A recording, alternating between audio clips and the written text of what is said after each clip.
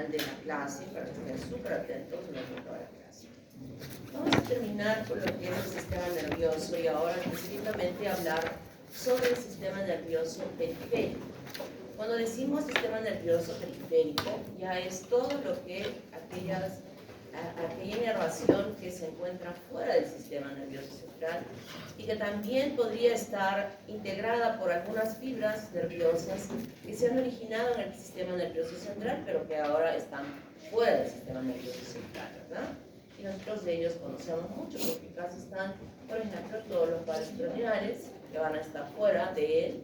Su inervación no está dentro, sino externa, e inervando todas aquellas estructuras que nosotros ya las conocemos, desde el quinto par, el séptimo par, todos los pares craneales, los ganglios raquídeos que están externamente y que consideramos ya haber aprendido, que tienen o recogen la información inicial de la sensibilidad fuera del cuerpo, ¿verdad? Entonces todo eso integra el sistema nervioso periférico. Y cuando hablamos de él, podemos hablar, por ejemplo, de aquellas estructuras que se han formado a partir de las células de la cresta neural. Un repaso aquí de todo ello. Cuando hablamos de tejido conectivo y en relación a la cresta del tronco, no llega a formarse absolutamente nada. Pero a nivel de la cresta craneal, sí, forma la dermis y la grasa cutánea. La córnea, específicamente cuando hablo del estroma y el endotelio corneal, porque la parte superficial de la córnea, como habíamos así explicado algo en algún momento, algo rápido, la parte superficial de la córnea se origina del endodermo. Pero cuando ya tiene todas las capitas de esa córnea, el estroma y el endotelio se forman de las células de la cresta neural. Los odontoblastos, el tejido conectivo del estroma glandular de la tiroides, de la paratiroides, del timo, todo ese revestimiento endodérmico que nosotros habíamos visto de las bolsas que daban origen a todas estas estructuras, esas células endodérmicas formaban el parénquima de estas glándulas. Pero la estructura estromal estaba originada de las células de la cresta neural, igual la de las glándulas salivales y de las lacrimales. El tracto de salida del corazón. Esto es muy importante porque ahorita lo vamos a tocar cuando yo hable sobre el corazón, cómo estas células son tan importantes para dividir esta porción del tubo cardíaco que va a dar origen a la aorta ascendente y al tronco pulmonar. Ya estamos explicando en las clases de prácticas, el día de ayer, hemos dicho que este tubo, que es inicialmente único, se va a dividir en dos. Uno va a ser la aorta de un lado y por el otro lado el tronco pulmonar. Entonces esa división se origina a partir de estas células de la cresta neural y que obviamente si es que no migran de donde se formaron, que ya hemos dicho dónde se formaron, definitivamente se evidenciará malformaciones a nivel de la formación de esta división entre estos dos vasos. Las válvulas semilunares cardíacas, las paredes de la aorta y las arterias derivadas del callado aórtico, los músculos ciliares, los músculos que habíamos visto que se encontraban en el cuerpo ciliar y que tenían que ver con la acomodación del cristalino, y que lo vamos a repetir luego cuando hagamos ojo en la última clase de esta fase. El músculo liso vascular a nivel de la cresta craneal se da origen ahí. Músculos a nivel del tronco, ninguno. Pero cuando nosotros hablamos de los músculos de la parte craneal, ya sabemos que van a ser muchos de ellos, ¿verdad? Justamente aquellos que se habían derivado del primer y segundo arco faríngeo. Las células pigmentarias en el tronco y la cresta craneal, los melanocitos. Las células endocrinas y panendocrinas a nivel del tronco migraban a formar las células de la médula de la glándula suprarrenal. Las células neurosecretoras del corazón y de los pulmones. Estas panendocrinas son muy importantes porque pueden dar origen incluso a neoplasias. Crecen, se multiplican y pueden producir neoplasias. No son comunes, pero sí pueden desarrollarse. A nivel de la cresta craneal van a formar el cuerpo carotídeo, las células de tipo 1. Ya estarán ustedes imaginando, pensando, cuerpo carotídeo. Y vamos a ver el cuerpo carotídeo también en las prácticas, vamos a ubicarlas donde se encuentran. las células parafoliculares de la glándula tiroides. ¿Dónde verían estas? Del cuerpo último branquial. Del cuerpo último branquial. ¿En qué bolsa se encontraba? Cuarta. En la cuarta. El chico ha estudiado bien, está recordando, ¿no? Entonces le vamos a poner su puntito.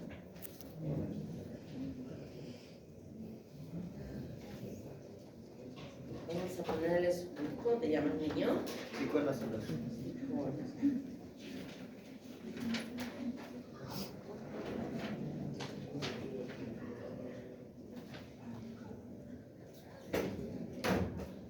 A nivel de las células mesodérmicas, ninguna en el tronco y en la cresta craneal, la bóveda craneal, la escama y la parte frontal, nasal y orbital, la cápsula óptica, una parte de ella, el paladar y maxilar, el escenoides, pequeña parte, las trabéculas, una parte de los cartílagos viscerales, los cartílagos del oído externo, eso también una parte, ya vamos a ver cómo el primer arco y el segundo arco van a participar en la formación de este pabellón auricular. Entonces, todo lo que vemos nosotros aquí pintado de verde es el origen de las células de la cresta neural. Lo que está para atrás va a ser originado de las células mesodérmicas en relación a las estructuras que se formen de las células mesodérmicas o del sistema nervioso central. Pero aquí en la estructura ósea y en la estructura del tejido que habíamos mencionado, el tejido dérmico, de la dermis, y de los músculos que se forman a nivel de la cara. O sea que esa célula de la cresta neural, como siempre lo he dicho, tiene un gran potencial de diferenciación en diversas estructuras, no solamente a nivel craneal, sino también a nivel torácico, como acabamos de observar. Y estos derivados de la cresta neural, podemos decir, por ejemplo, esta, ¿no? Las células pigmentales, los melanocitos, estos que se encuentran en toda la superficie de nuestro cuerpo. En consecuencia, este desplazamiento va a diferenciar estas células. Las células del ganglio raquídeo. Las células, si ustedes recuerdan la histología, las células ganglionares no estaban solitas, sino también tenían un revestimiento alrededor. ¿Se acuerdan? Cuando vieron ganglio raquídeo en histología.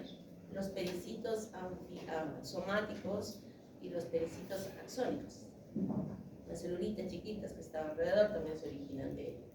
Las neuronas multipolares del ganglio simpático, toda la cadena simpática que se extiende a lo largo de la columna vertebral, se originan de las células de la cresta neural.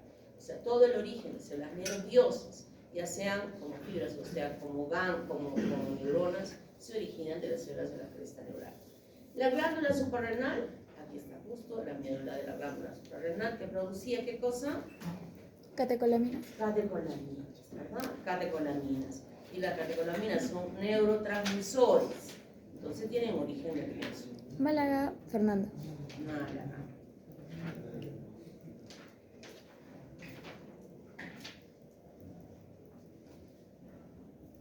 ¿Qué más tenemos aquí? Alrededor de los intestinos. ¿Quiénes? A ver, Parisa. Los plexos de Meissner y Auerbach. Los plexos de Meissner y Auerbach. Aquí los plexos de Meissner y Auerbach.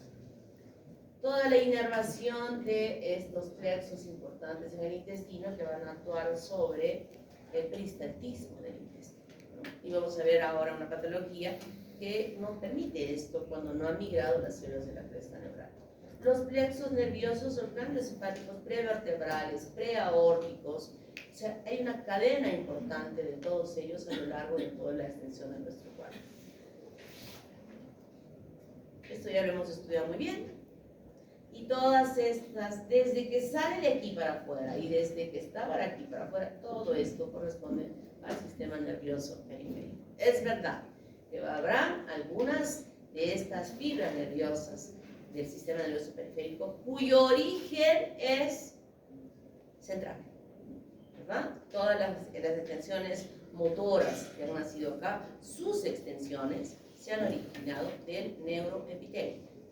En cambio, estas que están ingresando aquí, estas no, estas se han originado de las células de la cresta neural. Entonces, para recordar aún mejor lo que han estudiado ustedes en neuroanatomía, tenemos estas raíces importantes. en relación no al sistema motor específicamente, sino al sistema del motor autonómico, donde en el asta intermedia, como dijimos en la clase pasada, se encuentran estas neuronas motoras del sistema nervioso autonómico, motor. Salen desde el asta intermedia por la raíz ventral, conjuntamente con las raíces motoras normales, y se unen aquí a formar la raíz mixta, pero de aquí se separan para formar las ramicomunicantes blancas que van a hacer conexión con las neuronas que se encuentran en la cadena simpática que ya nosotros conocemos. Luego que han hecho contacto con ello, habrán algunas que van a salir, que son las ramicomunicantes grises, que se contactan con las raíces nerviosas que están llevando a la sensibilidad normal y también a la motricidad normal, pero son muy importantes porque serán las que van a inervar, por ejemplo, la glándula sudorípara o inervar el músculo erector del pelo. Eso no lo controlamos, ¿verdad? O sea, si estamos nerviosos, de pronto empezamos a sudar. Bueno, las personas maduras, ya ustedes no están mocosos, cuando maduren, pueden controlar estas acciones. De si es que me pongo nervioso, cómo controlo, o voy a sudar, como cuando sudan ustedes, o cuando ven ustedes a la chica o el chico que les gusta, empieza a latir su corazón, ¿no? Nosotros no, o sea, nos puede gustar, pero nosotros ya tan maduros y adultos ya, ni cosquilla nos hace eso de ver a alguien. Pero ustedes no, todavía no pueden controlar. Y esa inervación es muy importante, por ejemplo, en relación a la glándula sudorípara o al músculo erector. Y luego, estas hacen sus otras conexiones muy importantes con otros ganglios simpáticos o también con ganglios colaterales que estarán inervando al tejido intestinal y también a los vasos sanguíneos. Y esta es la parte importante, diría, o sea, que suden cuando ven a una chica, que nos importa. Lo importante es cuando inervan a los vasos sanguíneos. La inervación de todos estos vasos sanguíneos es quien controle la presión arterial. Esto es la regulación importante. Si alguien se está desangrando, por ejemplo, ¿cómo hace el organismo para que no se desangre o trate de cubrir o de proteger aquella sangre necesaria para irrigar el corazón o el cerebro? Esto es un control totalmente nervioso que se hace en relación a esta vasodilatación o vasoconstricción selectiva de algunos órganos, donde dice, quito sangre aquí, voy a apretar acá para que haya un retorno y que sí estos órganos importantes se sigan irrigando. Eso lo podemos controlar, no lo podemos controlar. Esto está regulado por este sistema autónomo muy importante que regula nuestra presión en nuestro organismo. Entonces, esta migración anormal o no migración, o lenta migración, puede repercutir en una diversidad de patologías que nosotros le llamamos neurocristopatías. Vuelvo a repetir, cuando no han migrado, cuando se han quedado o no se han diferenciado, porque ya he dicho, estas celulitas, ¿puedes cerrar la puerta, por favor? Ni siquiera una de las hojas que ¿dónde está viniendo? Por favor.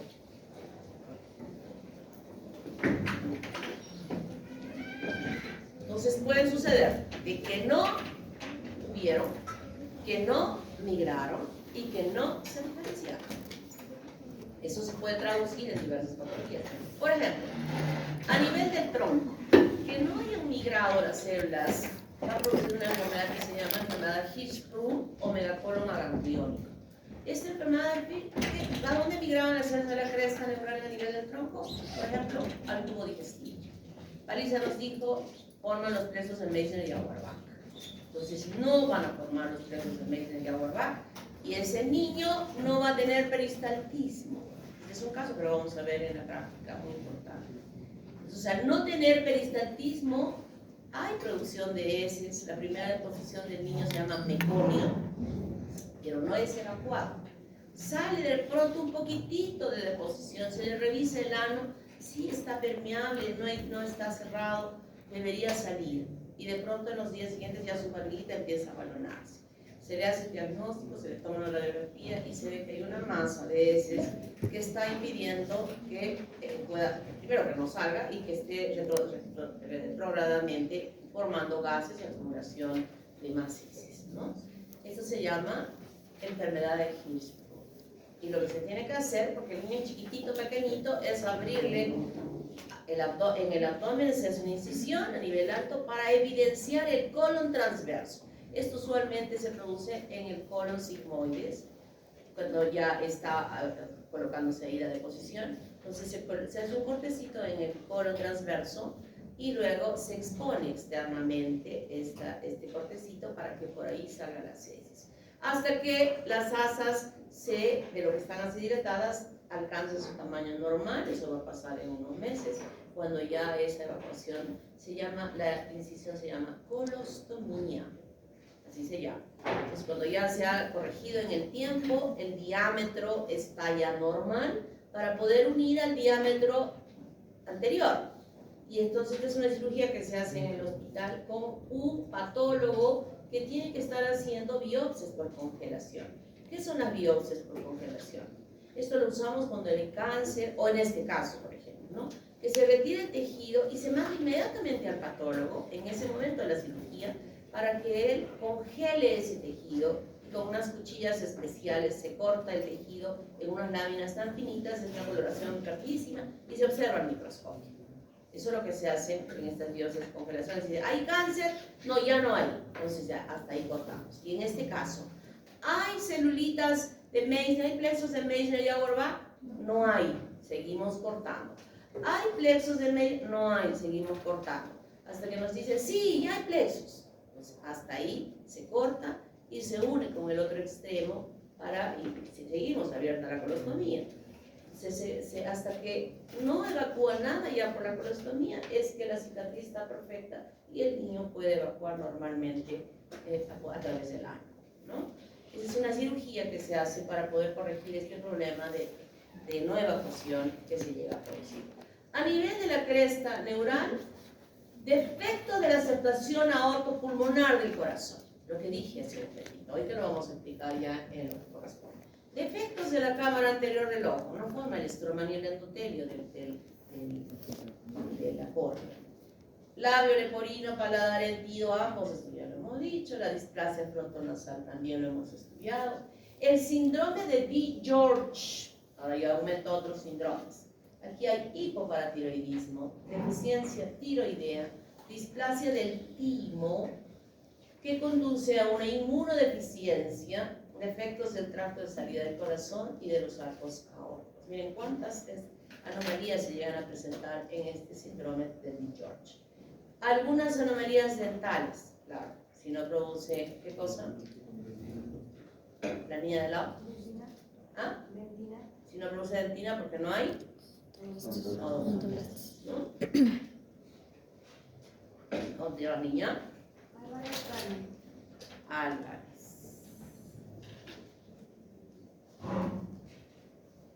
Antes me aprendía rapidito los nombres, ahora ya. Álvarez Carmen, ¿no? Son tantos. Me aprendí hasta las chapas. Me aprendí hasta con quién estaba enamorando. Pero ahora ya no puedo. Son demasiados. Cresta neural craneal y del tronco, o sea, se asocian malformaciones tanto a nivel craneal como del tronco, y aquí está la asociación Church. La asociación Church es C de coloboma ocular, vamos a explicar ya el coloboma más adelante, H de cardiopatía, A de atresia de las coanas, ya saben qué son las coanas, ¿verdad? R de retraso del crecimiento y psicomotor, G de hipoplasia genital, E de anomalías del pabellón auricular y sordera, ¿no? O el síndrome de Waterbury, ahorita les voy a enseñar en qué consiste. Y pueden producirse tumores y defectos de proliferación. Por ejemplo, el feocromocitoma es un tumor del tejido cromafín de la glándula suprarrenal. Es un tumor que llega a desarrollarse en estos niños. Generalmente se manifiesta cuando son niños. El neuroblastoma, igual, es una tumoración de la médula suprarrenal y de los ganglios, o también puede ser ganglios autónomos o puede ser de ambos. El carcinoma medular de la glándula tiroides. Esto es un carcinoma bastante frecuente que no solo se manifiesta cuando son pequeños, sino cuando son grandes. Es un tumor de las células parafoliculares secretoras de la calcitonina en la glándula tiroides. Tumores carcinoides. Esto es bastante importante y frecuente. ¿Y por qué les digo? porque esto se presenta como un caso de una apendicitis, y se saca el apéndice, se lo opera a la persona, y algunas veces, ojalá que no muchas, suele no hacerse el estudio anatomopatológico de ese apéndice que se ha extraído.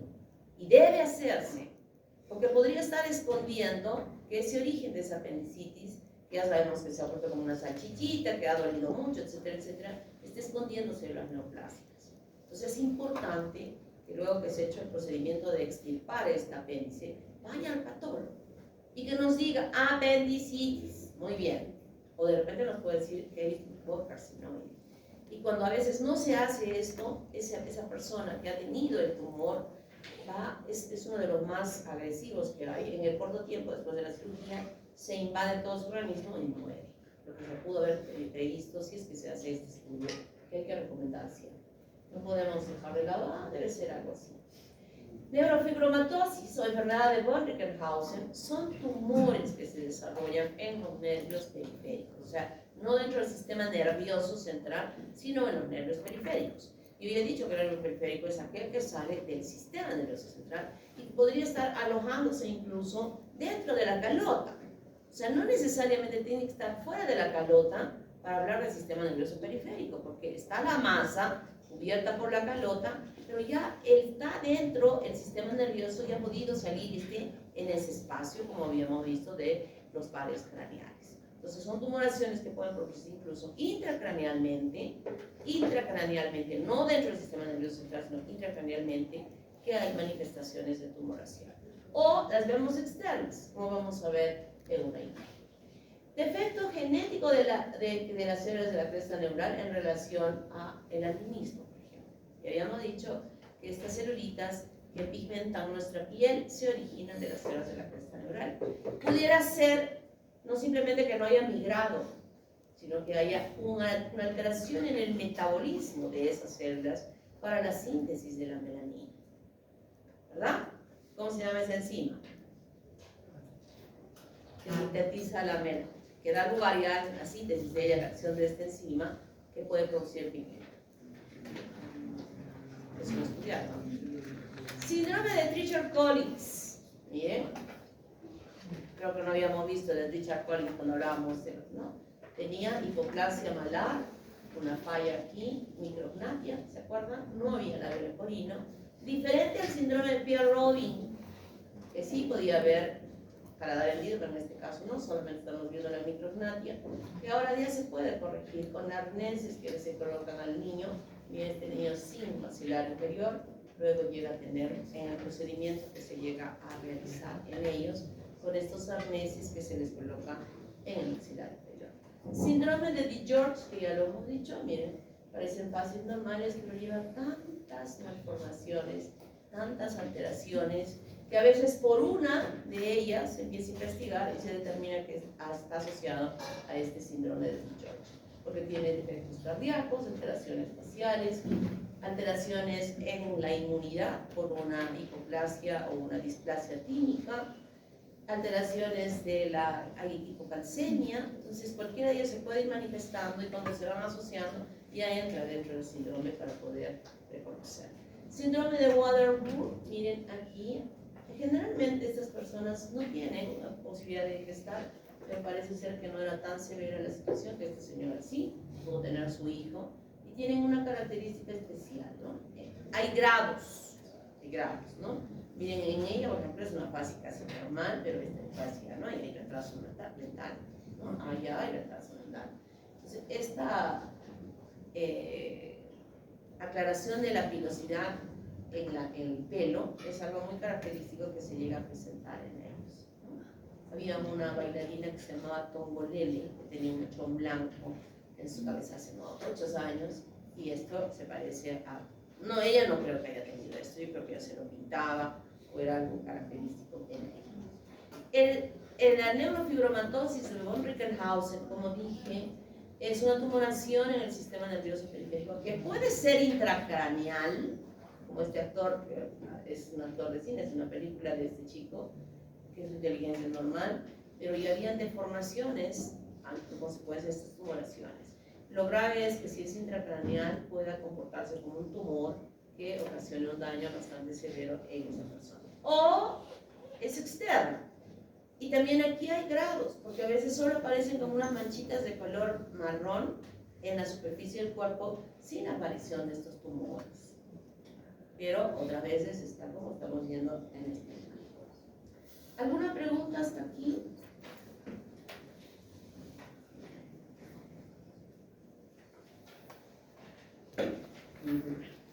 Pues ahora sí vamos a entrar a la parte cardiovascular, que como ya les había mencionado, lo he adelantado, porque considero muy importante que ustedes lo estudien bien. Los voy a evaluar la próxima semana, e igualmente la siguiente semana vamos a hacer toda la parte de vasos sanguíneos, arteriales y venosos, que también no es difícil, pero es bastante, diríamos, amplio, y quiero que lean, me quiero garantizar de que lean antes del examen de segunda fase. Ya para la quinta haremos la parte de ojo, oído, tegumentario, que lo hemos estado aplicando ya en las clases, o sea que está más sencillo. ¿Ok? Así que atentos, ¿eh? El origen del sistema cardiovascular se da en el mesodermo cardiogénico esplanopleúrico. Yo cuando estoy diciendo mesodermo cardiogénico esplanopleúrico, su IA está dando vueltitas ahí en su cerebro y se están imaginando cuál realmente será ese origen. La cavidad pericárdica, celoma pericárdico, o sea, es una cavidad que va a ser formada fuera de este mesodermo cardiogénico y tiene una forma de herradura. El septum transverso es una parte proximal a este mesodermo cardiogénico esplanopleúrico y se forma del mesodermo cardiogénico somatopleúrico. O sea, está al frente, ¿verdad? El esplasmo estaba a un lado y al frente, fuera de la cavidad, estaba el mesodermo somatopleúrico. Se forman los grandes vasos, que son los arcos aórticos, que también los conocemos. Estaban dentro de los arcos faringios y que ahora van a dar origen a estructuras importantes dentro de esos vasos que emergen del corazón. Y el resto de los vasos sanguíneos hasta capilares y linfáticos ya los teníamos, in situ.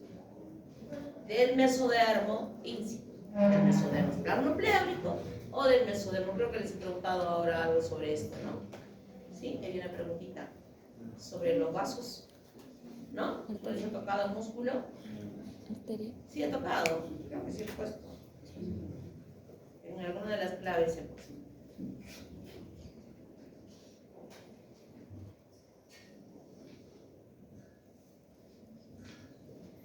Entonces tenemos aquí nosotros, cuando habíamos visto que la línea primitiva se formó hasta la mitad del disco embrionario y que esas celulitas empezaban a migrar, ¿verdad? Primero migrando hacia el endodermo, mejor dicho, hacia el hipoblasto, reemplazando las células del hipoblasto y formando las células del endodermo, ¿de acuerdo? Luego esas celulitas empezaban, ahora sí, a separar ectodermo de endodermo, ubicándose ahí, yendo, desplazándose hacia los lados, se venían hacia acá, hacia acá, hacia acá, hacia acá. La línea era hasta acá solamente. Y de ahí se venía para acá, se venía para acá, se venía para acá, se venía para acá. Lo único que no se paró fue la membrana bucofaríngea, ¿verdad? Pero las celulitas se ubicaron incluso por delante de la membrana bucofaríngea. O sea que si nosotros estiramos las dos capitas, endodermo y ectodermo, entre ellas se ubicó el mesodermo en toda la extensión. Solo aquí había pegadito acá y acá también pegadito. Pero por delante de ese pegadito igual se metieron estas células. Estas células que se metieron por acá, que llegaron hasta aquí, por delante de la membrana bucofaríngea, a ellas las llamamos células mesodérmicas cardiogénicas. ¿Qué significa? Que en estas celulitas que están ubicadas acá serán las que van a formar el corazón. Y cuando dijimos acá que estas células mesodérmicas se habían separado, luego el mesodermo lateral se abrió, ¿verdad? Y al abrirse formaba, pegado al ectodermo, el mesodermo somatopleúrico y pegado al endodermo, el mesodermo esplanopleúrico. Y entre ellos se abrió una cavidad, que era el seno. En esa parte anterior celoma cardiogénico. A diferencia de lo que habíamos visto, que esto se cerraba así, estas dos hojas, y aquí está el celoma. Celoma, este es el mesodermo cardiogénico somatopleórico y el esplanopleórico. Esto se cierra así. Así, se cierra así. Y se forma el celoma cardiogénico, cerradito. Entonces, esto que estamos viendo fuera de la línea punteada es el celoma. Todo esto es el celoma. Y este celoma se cierra. En esta parte anterior se cierra, como acaban de ver en mis manos. Se cierra. Y la imagen que tenemos de esta cavidad, que ese celoma va a formar la cavidad pericárdica, tiene la forma de herradura, ¿verdad? Eso yo dije en la lámina anterior, tiene la forma de herradura. Y en los lados está el celoma que conocemos que envuelve a los intestinos y a todo lo demás más caudalmente. Esto ya un poco más amplio nos muestra esta cavidad pericárdica, el celoma que está a los lados de esta formación del corazón que se va a formar, se llama conducto pericardio-peritoneal. Este espacio que está aquí es el que se va a llenar con el pulmón, con el crecimiento del pulmón. Este conducto pericardio-peritoneal va a ser ocupado por el desarrollo del pulmón y caudalmente la cavidad peritoneal. La cavidad peritoneal. Esta lineecita oscura que ya están viendo acá, está aquí, una rayita está así, esa parte va a corresponder al septum transverso. Ahorita les voy a explicar cómo se forma. ¿Hasta aquí bien? ¿Sí? Miren, a mí me interesa que me entiendan, ¿eh? Me interesa que en esta explicación me entiendan, para que cuando lean su libro les sea mucho más fácil. Para reforzar, hemos quitado de aquí de la superficie a la placa neural. Y debajo de la placa neural está la notocorda, ¿verdad? Y luego a los lados están los somitas. Y al ladito de este somita del mesodermo somítico parcial, el mesodermo intermedio, que son estos cachitos. Y externamente el mesodermo lateral, que se ha abierto en sus dos hojas. ¿Cómo se llamará esto? Somatopleórica. Y esta es esplanopleórica y este es el celoma. Un cortecito más arriba nos sigue diciendo igual. Un cortecito más arriba ya nos está mostrando al mesodermo esplanopleórico, donde yo había dicho en la primera diapositiva, se forma el mesodermo cardiogénico en el mesodermo esplanopleórico. Estos tubos cardíacos se llaman primitivos, miren estos, este y este tubo. Luego, si seguimos otro corte más arriba, estamos viendo que, miren, desde acá ya se cerró. Celoma cardiogénico, se cerró. De este lado también se cerró. Y como es en herradura, aquí ya se cerró. Y en el espesor del mesodermo esplanopleórico, ¿qué estamos viendo? La formación de el tubo cardíaco. Un tubo cardíaco que, miren, está terminando aquí, ahí, no sé si los que están atrás puedan ver, pero acá hay unas como unos puntitos que están hacia adelante, así, como que terminan en dos cachitos. Entonces, ¿dónde se forma el tubo cardíaco? El mesodermo esplanopleórico. Acá está, miren, no les estoy engañando. Mesodermo esplanopleórico. Son dos tubos cardíacos que se han formado originalmente en la formación para este corazón. Dos tubos, no es uno, son dos. ¿Y dónde se forman? Ya tenemos un corte longitudinal. Aquí está la placa neural. Esta es la membrana bucofaríngea. Yo he dicho que esas células mesodérmicas se han ido por delante de la membrana bucofaríngea. Entonces se formó acá adelante. Pero ahora nuestro corazón está acá. Está acá. Nuestro corazón está acá. Entonces, ¿qué va a pasar con mi corazón que estaba aquí formándose estos dos tubos cardíacos por encima de la membrana bucofaríngea? Hace este giro y se va a ubicar aquí, en el pecho, ¿no? Bien, aquí está girando. Aquí está el tubo cardíaco. Esos dos tubos que en esta imagen ya parece que se han fusionado. Y esta es la cavidad, que es el celoma cardiogénico. y aquí están los dos tubos que se originaron en el mesodermo esternocleidomasto y que ahora está haciendo ese giro para ubicarse acá. Se va a ubicar aquí el corazón. Ese esbozo del corazón que hemos visto desde el principio en las láminas que hemos visualizado en las prácticas, ¿se acuerdan? Había una cosota así hacia adelante. Ese se ha formado cuando ha hecho este giro ya, toda esta estructura formada cefálicamente hacia el pecho. Miren las paredes del saco vitelino. ¿Qué hay? Vasos. Islotes. Islotes de celulitas que se van formando, que son los islotes sanguíneos de Wolf y Pander, que se los voy a explicar.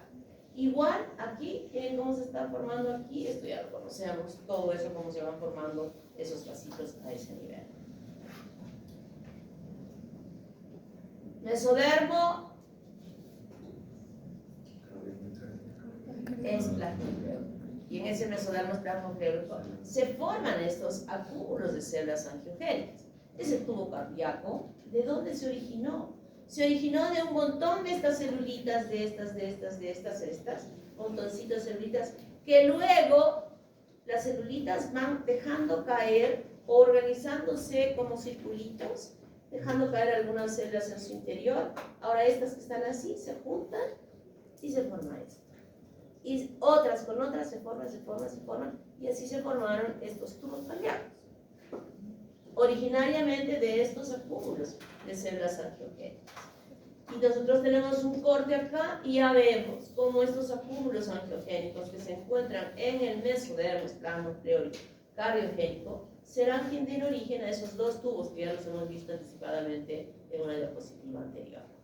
Así se forman estos dos tubos cardíacos que se encuentran en la parte cefálica. Y tenemos acá, miren, aquí están las células mesenquimatosas orientadas molecularmente a decir, ustedes son las que van a formar los vasos sanguíneos. Acá está. Allá. Entonces, nos vamos a agarrar de las manitos y las que quedan atrapadas dentro del círculo son las primeras células sanguíneas que van a formarse. Es decir, las primeras células que van a formar los glóbulos rojos embrionarios son los que quedan atrapados dentro de este islote que se ha llegado a formar, con un núcleo. Las células sanguíneas, los glóbulos rojos embrionarios tienen núcleo, que están viendo acá. Y entonces, como les decía, ahora estas se agarran y ahora tienen ya una cosita más larga. Y así sucesivamente se van alargando, conteniendo en su interior células sanguíneas, y de esta manera se forman todo lo que veamos de vasitos que en todo el embrión se forman de esta manera, todos, formando vasos y formando en ese momento. ¿Hay hueso en ese momento para que formen las células de la sangre? ¿Hay hígado para que formen las células de la sangre? No. En este momento esta es la forma, y las paredes del saco vitelino cumplen un rol hematopoyético importantísimo en este punto de desarrollo del embrión, porque ahí toda la pared del saco vitelino está llena de estos islotes angiogénicos para la formación de la sangre. ¿Cómo estamos viendo acá? Bien. Entonces ya tenemos aquí esto que es los tubos cardíacos, este de acá adelante también. Y atrás ya habíamos visto cómo se habían formado las aortas dorsales también, ¿verdad? En esos cortecitos anteriores, atrás están las aortas dorsales. Este es el sistema circulatorio en las tres semanas, donde existen dos aortas dorsales que están conectadas a las arterias umbilicales. Y acá adelante están los dos tubos cardíacos, que en la parte posterior están unidas. Inicialmente hay dos venas umbilicales, pero acá ya vemos que hay solamente una vena umbilical. Y todas ellas están conectadas a esta red capilar, la red de vasos sanguíneos, que están aportando glóbulos rojos para que puedan circular bien en el interior de esas estructuras que inicialmente se han formado. Acá todavía no hay corazón. Sin embargo, ya nos estamos asegurando con estas vellosidades terciarias que se han formado de que ya puede haber un recambio de oxígeno y CO2, y sobre todo un recambio nutricional también. 4 semanas. Ya en las 4 semanas, esos dos tubos que estaban solititos se unieron. Así, estaban 2 tubos cardíacos, ahora se han juntado y es un solo tubo cardíaco.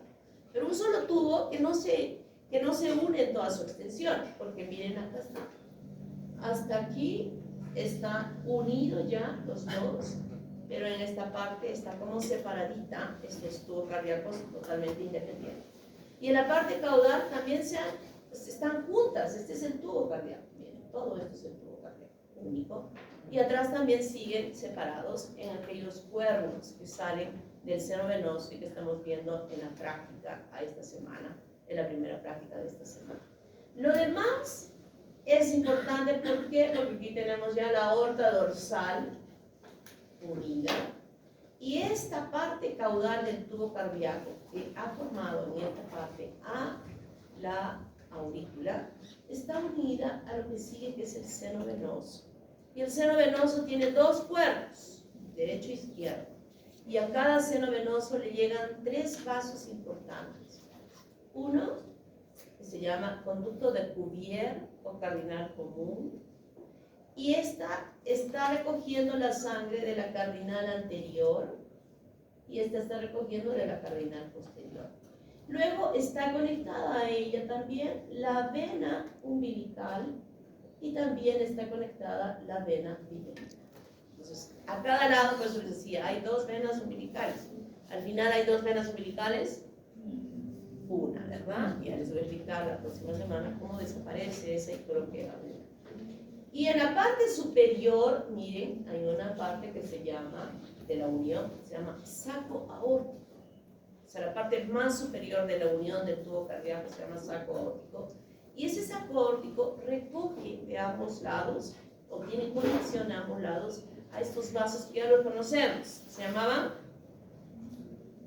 los sacos Aórticos. ¿Se acuerdan de los sacos aórticos que los veíamos dentro de los arcos faringios? Esos vasos, con 4, vienen y se conectan al saco aórtico, que sería esta parte superior del tubo cardíaco. Entonces ya vemos las conexiones superiores arteriales y las conexiones inferiores venosas que están en este lado, pintadas de color azul. ¿Hasta acá sí me han seguido? ¿Sí? Están perdidos. ¿Se perdieron? Tubo cardíaco originado del mesodermo esternocleido. 2. Se unen los 2, pero no se unen integralmente, sino en un trecho importante que va desde aquí hasta aquí.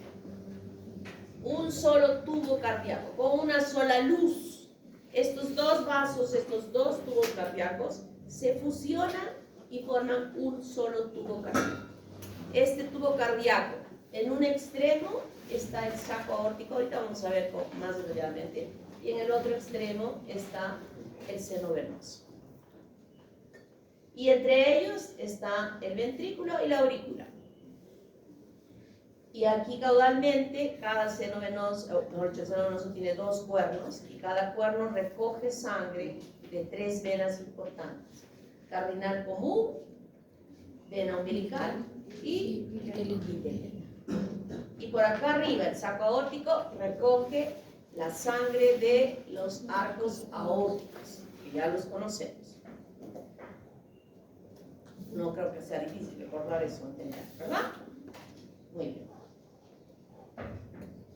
Entonces, llegamos a este punto. Un tubo cardíaco, el otro tubo cardíaco. Se acercan y se unen en un segmento. Pero estos extremos están separados, ¿verdad? Entonces, este es solo una cavidad, una sola cavidad. ¿Qué lo tenemos acá? Este espacio del celoma pericárdico es muy pequeño para que el corazón crezca en longitud. Entonces, ¿qué va a suceder? Se va a empezar a plegar. Este tubo está así, ahora se va a doblar así, para que entre perfectamente dentro del espacio. Y al estar así, este es el saco aórtico, aquí está el seno venoso. Pues esto va a ser un giro así, y la parte del seno venoso va a quedar a parar acá arriba, y esto va a bajar acá abajo. Yo he dicho aurícula, seno venoso. Entonces la aurícula va a venir para acá arriba y el ventrículo va a quedar aquí abajo. Y ese es nuestro corazón. El ventrículo está arriba, abajo. Y la aurícula. ¿A qué se debe esto? A este pliegue que se ha hecho, que ha dado la vuelta. Esta rotación es muy importante del tubo cardíaco, como les decía. Esta es la membrana bucofaríngea. El corazón se había formado acá, ¿verdad? Por encima de la membrana bucofaríngea. Y ahora esto va a girar para allá. ¿Dónde se formó el mesodermo? ¿Y al frente qué mesodermo hay? Somatopleórico. Y el somatopleórico aquí, en este dibujo, que lo van a ver bien en su pantalla, en su computadora, que aquí no se ve muy bien, creo que sí. Esto que está aquí, estos puntitos que están pintados aquí, son de color azul. Miren, estos puntitos que están acá son de color azul. Y esos puntitos de color azul corresponden al mesodermo somatopleórico. Porque en el esplanopleórico se ha formado el tubo cardíaco. Está siguiendo con los puntitos azules, ¿verdad? Entonces esto va a girar y va a girar, miren cómo va girando.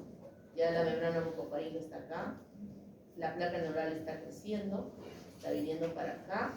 Estos son los puntitos azules, miren, mesodermo, somatopleórico, el espacio, el celoma cardiogénico y el tubo cardíaco. Miren cómo está girando, miren cómo está girando. Hasta que gira. Ya se ha plegado, lo que les decía, se tiene que plegar, el tubo no puede estar estirado, sino se va a plegar. Este es el tubo cardíaco dentro de la cavidad pericárdica formada del celoma, y los puntitos azules están aquí, miren, y se ubican acá, y estos puntitos azules van a formar lo que se llama el septum transverso.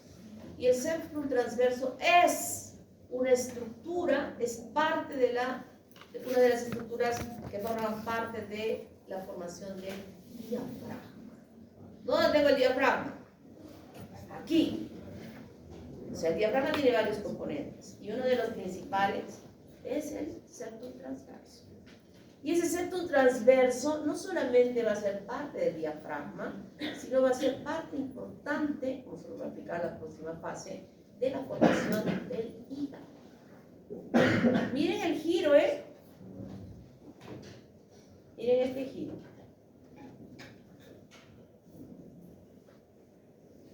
Digo, forma parte importante del diafragma.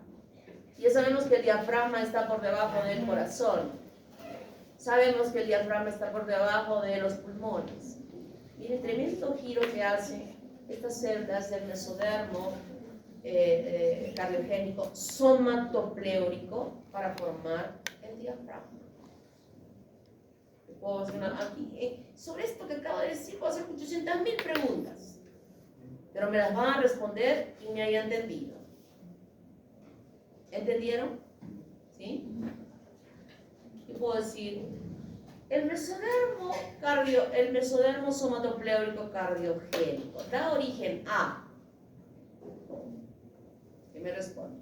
Septum transverso. Septum transverso. Diafragma. A estroma hepático, va a ser parte del estroma hepático. Puedo decir al revés. Y puedo decir, así se me ocurre, ¿no? El hígado no tiene células estromales. ¿Cuál es la causa? Que no migraron las células del mesodermo somatopleórico. Y es muy jalada esa pregunta, ¿no? Porque si no porque parte de que dirija este desplazamiento a que el corazón se encuentre aquí es el transverso. Se cumple un rol importantísimo este giro que hace el septum transverso para ubicar al corazón en su posición correcta. Entonces, vean de dónde nació ese septum transverso y cómo se ubica.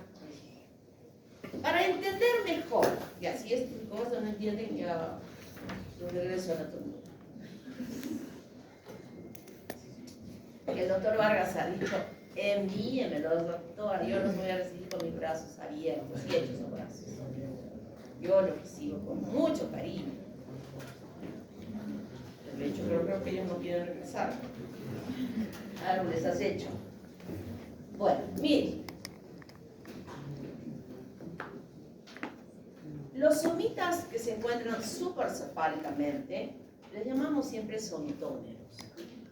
Son somitas cefálicas. Y nosotros tenemos aquí a los lados al mesodermo somatopleórico cardiogénico y el mesodermo esplasmopleórico cardiogénico. Y entre ellos se cerró y hay un celoma, una cavidad que va a ser o va a formar la cavidad pericárdica, ¿verdad? Por debajo de él, ¿qué cosa hay? Endodermo. El endodermo, esto amarillito que está pintando aquí, es endodermo. Luego empieza a plegarse. La plegadura es muy importante porque lo que quiere es ahora unir a estos tubos cardíacos. Entonces va cerrándose. Va cerrándose. Va cerrándose. Este es el surco neural, acá encima de la placa neural. Va cerrándose y ahora los tubos cardíacos se están aproximando. Se están acercando en la línea media. Aquí, al hacer esto, miren, al jalar esto y al jalar esto, este endodermo está cerrándose. Y va a formar justamente la faringe en formación. Está revestida de endodermo. Claro que en el piso, cuando ya giró, vamos a ver que los arcos faríngeos se van a desarrollar y van a desarrollar todas las otras estructuras. Pero aquí ya se está cerrando. Finalmente se juntaron. Bien, se juntaron. Esto que está de verde es mesodermo esplasmopleórico. Todo lo que está de verde es esplasmopleórico y lo que está de color lila es el somatopleórico. Entonces, se juntaron, se aproximaron y forman un solo tubo cardíaco. Así se acercaron. Un solo tubo cardíaco. Y ahora se están aproximando aún más. Este mesodermo esplasmopleórico se está cerrando más y finalmente ya se cierra y se individualiza el tubo cardíaco dentro de la cavidad pericárdica. Rodeados completamente, porque esto va a seguir girando, rodeados completamente del mesodermo somatopleórico. Y entonces ese mesodermo esplasmopleórico va a formar el endocardio, va a formar el miocardio y va a formar el pericardio visceral. Y aquí se forma esta cavidad pericárdica que nosotros conocemos en nuestra anatomía, que es una cavidad virtual, ¿verdad? Porque está bien pegadita a las dos capas. Y el pericardio parietal se forma ¿de quién? Del mesodermo somatopleórico. Miren, esta secuencia, esta imagen la tienen en su diapositiva. Entonces ahí que yo les cuelgo todo. Les cuelgo clases, les cuelgo grabaciones. ¿Qué no les cuelgo? Y cuando fue lo del licenciamiento internacional, dice que decían, pedían los que evaluaban, y decían, a ver, ¿qué les mostramos? Microbiología, embriología. Los evaluadores miraban y decían, caramba, este aula virtual tan bueno, con grabación, con PPTs, con todo. Y después otra vez, para otra cosa. También esa aula virtual de microbiología. O sea que, no, por lo que yo veo que me comentaron eso, les hacen esto todos los cursos, les colocan todos los cursos así, les evalúan cada semana. Sus profesores se mueren de sueño todas las semanas sin trabajar, trabajando, mejor dicho, haciendo exámenes. ¿Sí? ¿Todos? ¿Todos hacen eso? ¿Todos les toman exámenes escritos o les están tomando exámenes virtuales para que plaqueen muy bien? ¿Cómo es? Entonces, yo creo que no es justo, así lo digo, no es justo que haciendo todo lo que yo hago por ustedes, no aprueben bien los proyectos, no les gusta. ¿Es justo? Fabricio, ¿es justo? No, doctora. Para mí, o sea, ¿cómo me siento yo cuando veo esas notas horrorosas que vas a sacar? Me siento mal. Digo, ¿qué más puedo hacer? ¿Qué más podría hacer para que estos chicos respondan a todo lo que yo hago por ellos? Ya no sé qué hacer. Solo les digo esto. Todo esto que yo hago por ustedes, hace 10 años no lo hacía. Para nada. Ni grababa clases, bueno, ni grababa, ni clases positivas se las colgaba, definitivamente eso sí. Y después ya íbamos grabando, y me acuerdo que yo tenía un canal especial de la universidad que llevaba la clase grabada, que un chico me grababa acá ponía en el trípode ahí, me grababa y lo llevábamos ahí para que tenía yo un canal que me hicieron, nadie decía eso, para que pudieran escuchar los chicos en la clase grabada. Progresivamente iba avanzando en la tecnología. Pero antes no. Entonces esta fase sí me van a dar decir gracias con una buena nota. Por favor. Por favor. ¿Y se han inscrito en la Cato Te Refuerza? Inscríbanse, chicos. Ayuda. Ayuda. El 95% de chicos que hacen la Cato Te Refuerza y que solo medicina he permitido que se haga para el tercer semestre, el 95% aprueba y con buenas notas. Así es que no sean tontos.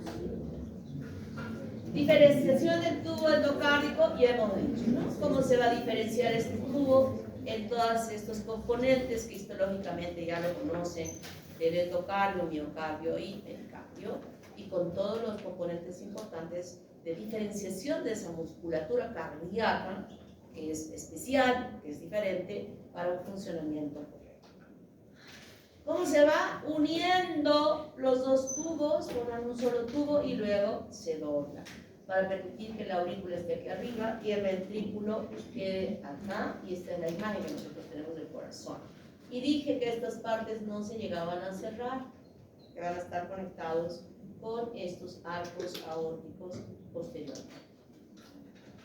Entonces, llegamos a la unión de esos dos tubos cardíacos, donde vamos a reconocer estas estructuras. Tenemos de arriba para abajo saco aórtico, donde van a estar conectados los arcos aórticos. Luego tenemos el bulbo cardíaco, que se diferencia en una parte más baja, el bulbo propiamente dicho, y el tronco arterioso. Sumamente importante, porque este segmento que está aquí, que se llama tronco arterioso, va a dar origen a la división para formar la aorta ascendente y el tronco pulmonar. Y más abajo el ventrículo, la aurícula, el seno venoso, que como dije hace un momento tiene dos cuartos, derecho e izquierdo, y a donde están conectados estos vasos importantes: vena umbilical, vena vitelina y vena cardinal común o conducto de Fourier, que se llama lo mismo, igual este otro. Y este es el espacio de la cavidad pericardial. Entonces cada uno de estos segmentos, inicialmente hueco, desde acá hasta acá es hueco, todo. No sabemos que no, porque el corazón tiene sus 4 cavidades que están separadas, ¿no? Esta es la plegadura, miren, el bulbo cardíaco, luego va subiendo, va subiendo, va subiendo, va subiendo. Miren, aquí la aurícula va a subir y al final va a ver, como yo les digo en la práctica, se ve como los burros cuando cargan los sacos que les ponen a los lados. Miren, las dos aurículas quedan de un lado y del otro lado. Y entonces nosotros tenemos aquí el tronco arterioso, el cono arterial y esta porción trabecular del ventrículo derecho, que es parte de, o sea, el bulbo tiene una parte en formar también el ventrículo, y arriba quedan las aurículas. Y en esta imagen lateral, miren, tenemos acá el seno venoso con sus cuerpos. ¿Entendido esto, verdad? Ese plegamiento del tubo cardíaco, entonces, ¿qué nos muestra? Si cortamos por la mitad, hemos dicho que solo es una cavidad: bulbo, ventrículo, aurícula, ¿no? Y podemos ya ir viendo en esta imagen que este ventrículo se va a ir dividiendo por un tabique que crece de la parte más caudal, que se llama septum inferius o tabique interventricular. Miren cómo va creciendo. Tabique interventricular. Y va separando ambos ventrículos. Va separando ambos ventrículos. Pero ya luego vamos a ver cómo se completa esta separación, porque la división solo alcanza hasta un cierto lugar, permitiendo la mantención de una comunicación entre ambos ventrículos. O sea, no se cierra completamente. Pero esta formación del septum inferius es muy importante para dividir ambos ventrículos. Seguimos con el plegamiento para que ya entiendan bien cómo se produce eso. Y la cavidad que también se va a cerrar es la cavidad de las aurículas. Esto lo estamos explicando en las clases prácticas, ¿verdad? Esta es una división interauricular. Primero, aquí sucede algo muy interesante. La formación de esta estructura que está aquí al centro, que se llama tabique o almohadilla endocárdica. ¿Cómo es esta almohadilla endocárdica? Vamos a dar cuenta que este es el corazón, pero como una sola cavidad de aurículas y ventrículos, ¿ya? Y acá de la mitad de este techo va a empezar, este techo va a ser la parte anterior del corazón y aquí el piso va a ser la parte posterior del corazón, anterior y posterior. Entonces empieza a crecer un tabique de la parte anterior y de la parte posterior. Va creciendo el tabique de esta forma, va creciendo como una viga. ¿Saben lo que es una viga, no? Esta cosa de acá, pero totalmente independiente, no fijada en nada. Se van creciendo estas celulitas y van creciendo estas celulitas, van creciendo y chocan. Tocaron aquí a la mitad. Que esta viga, que se llama septum intermedium o almohadilla endocárdica, es lo mismo, va a permitirnos separar un lado derecho y un lado izquierdo. Una parte superior que estaría dando hacia la aurícula y una parte posterior hacia allá abajo que estaría dando una sola cavidad que serían los ventrículos. Entonces, este tabique importante que se llama almohadilla endocárdica, que crece, como digo, así, de la parte anterior y posterior, va creciendo hasta que chocan. Es un segmento importantísimo para permitir esta división y entender esta división. Pues ahora ya tenemos la parte de aquí que van a ser las aurículas y una ya los ventrículos. Y en una diapositiva anterior ya habíamos visto que en el proceso de aquella pared posterior iba creciendo ya una división, un tejido, se llamaba septum inferius o tabique interventricular, que no iba a chocar con este tabique, se iba a quedar un poco más allá, ¿no? Hasta ahí creció, no llega a chocar. Entonces, ahora vamos a ver cómo se divide esta cavidad.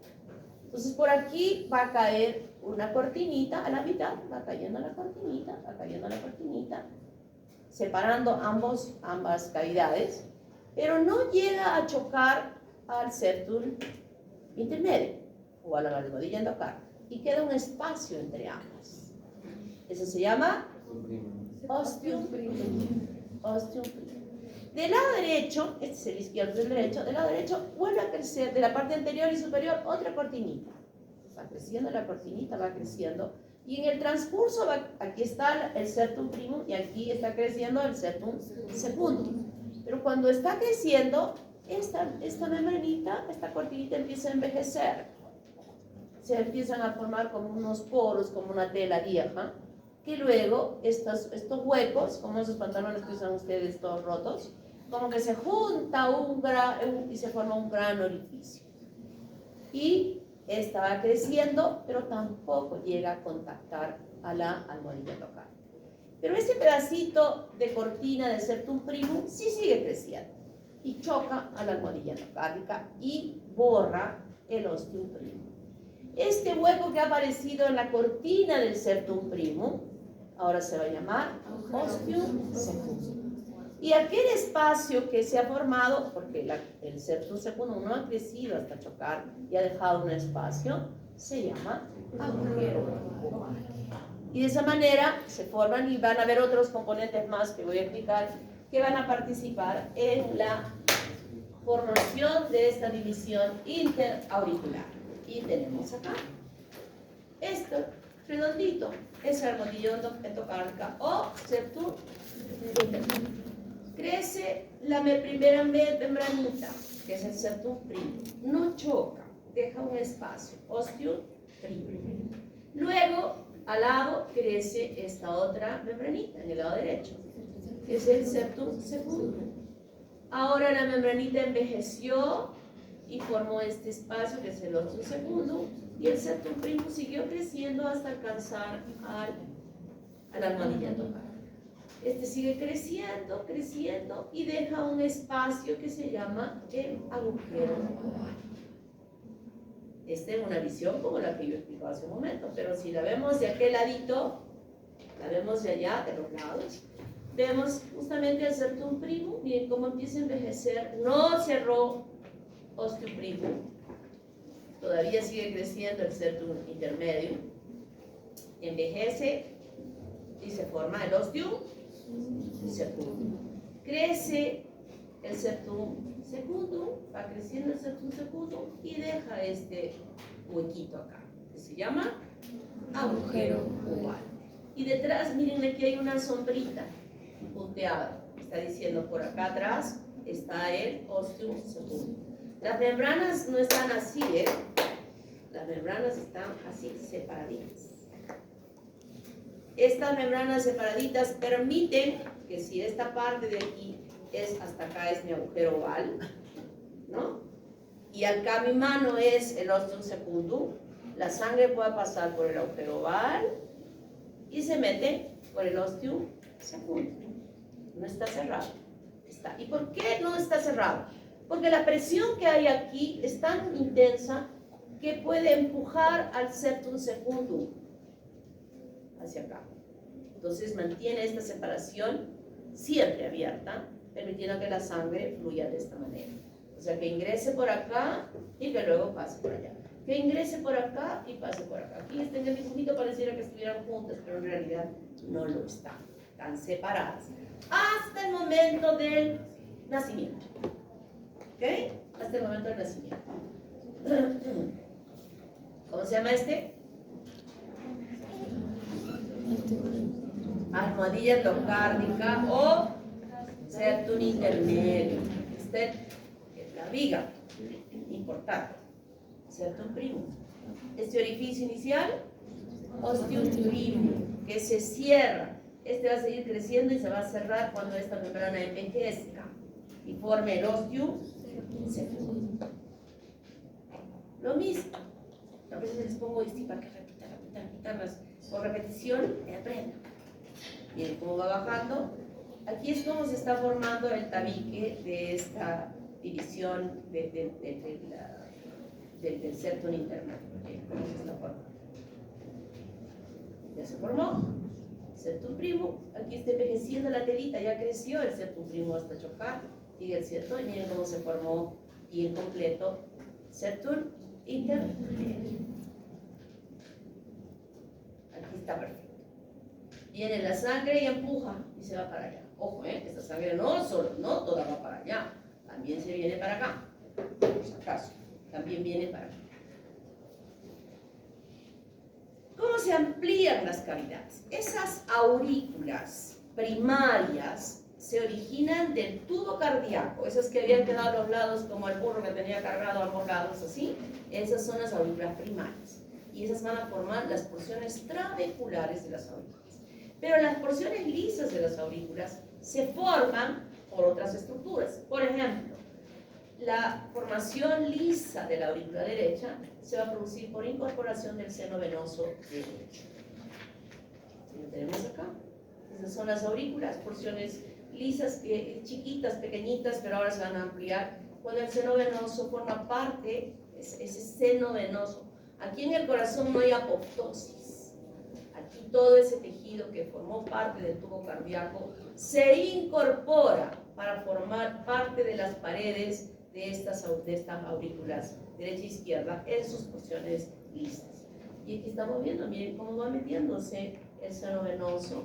Progresivamente el seno venoso sigue metiéndose, y va a formar incluso las aperturas de la vena cava superior y la vena cava inferior. Y por acá está introduciéndose también, he dicho derecha, y la izquierda va a ser parte de la formación del seno coronario, que se va a abrir también en la aurícula derecha y va a tener su valvita, la de Tebecio, ¿se acuerdan? Y en el caso de la valva de Eustaquio, es la formación justamente de la valva correspondiente a la vena cava inferior. Estamos visualizando en esta imagen. ¿Y cómo se incorporan las venas pulmonares? Inicialmente la vena es una sola, está conectada a la aurícula, pero sabemos que hay 4 venas que se incorporan a esta aurícula. Y tenemos esto, ¿sí? Una sola, con sus 2 cuernitos acá, y luego este tejido que formó todo ello va a ser introducida y incorporada a formar la porción lisa de la aurícula. Uno, yo digo siempre, es como prender una velita y la vela se consume, y en el plato donde hemos puesto la vela se extiende la cera, ¿verdad? Igualito. Supongamos que aquí hemos prendido la velita y está extendiéndose, consumiéndose la vela, pero ahora toda esa cera está formando parte de la pared de la aurícula izquierda. Y el seno venoso sigue, miren, sigue metiéndose. Todo lo rosadito que está pintado acá corresponde a ser parte del seno venoso derecho. Miren, más amplio. Aquí se consumió y aparecieron las dos bifurcaciones que tenía la vena pulmonar. Y aquí las 4. Y toda esta pared de este color es la pared de la aurícula, de la porción lisa de la aurícula izquierda, que se forma por la incorporación de las venas pulmonares.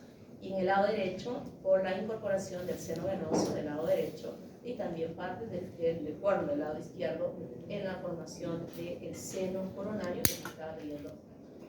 Todo lo que está de rosado intenso, incorporación del seno venoso, aquí rosadito, incorporación de las venas pulmonares.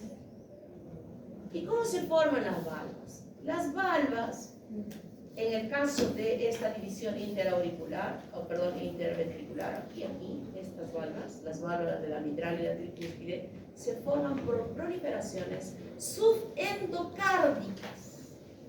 Proliferaciones subendocárdicas, que a su vez van a formar también estas cuerdas tendíneas que van a estar conectadas a los músculos papilares. Importantísimo, porque cuando la sangre cae aquí, estas cuerdas tendíneas hacen, la sangre cae y las cuerdas tendíneas van a jalar para que cuando se llene de sangre los ventrículos no suceda esto, que la sangre empuje y la sangre retorne a la aurícula.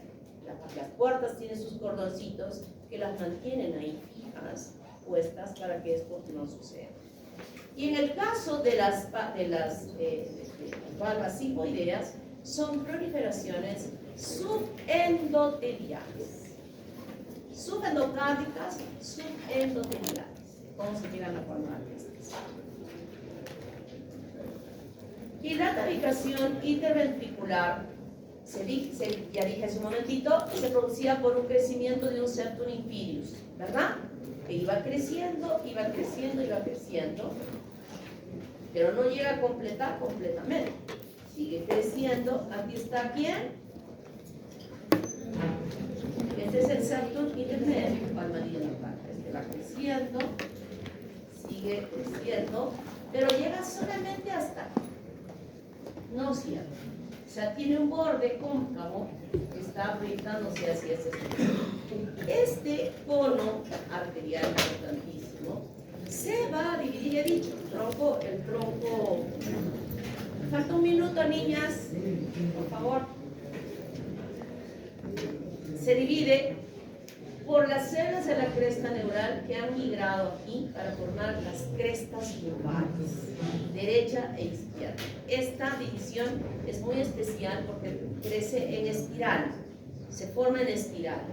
Y estas crestas vulvares van a, en la parte más caudal, van a ser parte de la división interventricular. Está aquí está la armadilla endocárdica y finalmente van a cerrar esta luz entre el ventrículo derecho y el ventrículo izquierdo con la participación de las crestas vulvares inferiores más la almohadilla endocárdica más el septum inferius. Este septum inferius es el que va a formar la división muscular del tabique interventricular. Y estos tres componentes van a formar la porción membranosa del tabique interventricular. Las fallas de comunicación que puedan producirse posteriormente generalmente están relacionadas a una falla de la división membranosa del tabique interventricular. Y nos vamos a quedar ahí, porque aquellas niñas de